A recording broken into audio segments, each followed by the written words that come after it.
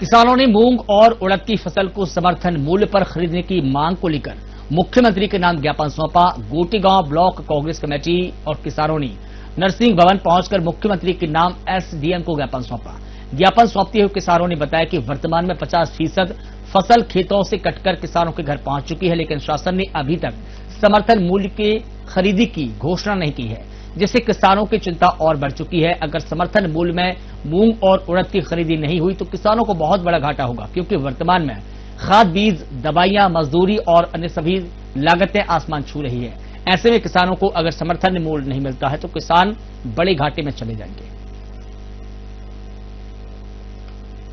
मूंग की खरीदी समर्थन मूल्य में होनी चाहिए, ये किसान का अधिकार है। कोई भी फसल आती है तो उसके समर्थन मूल्य में खरीदी होती है। इस बार देखा जा रहा है कि जैसे सरकार की मंशा ही नहीं है। सरकार के एक नेता है, उन्होंने कह दिया कि मूंग में जहर है, इसलिए खरीदी नहीं होगी। तो इतना गुटखा बिकता है, इतनी दारू बिकता है, सब चीजों में तो जहर है। यदि आपको इतनी ही दिक्कत है कीटनाशकों से तो आप कीटनाशक ही बंद करा दें, जैविक कीटनाशक आप प्रोवाइड करवा दें।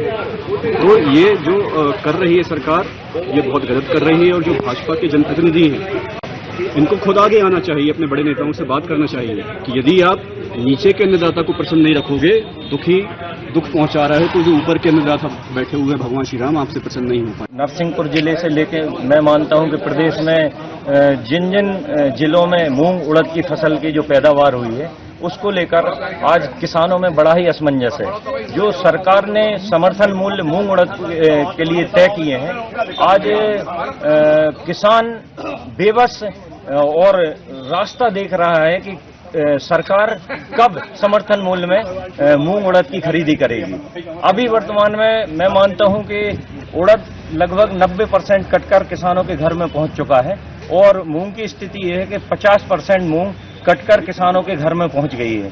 लेकिन अभी तक शासन की तरफ से किसी भी प्रकार की आधिकारिक घोषणा नहीं हुई है समर्थन मूल्य में खरीदी की।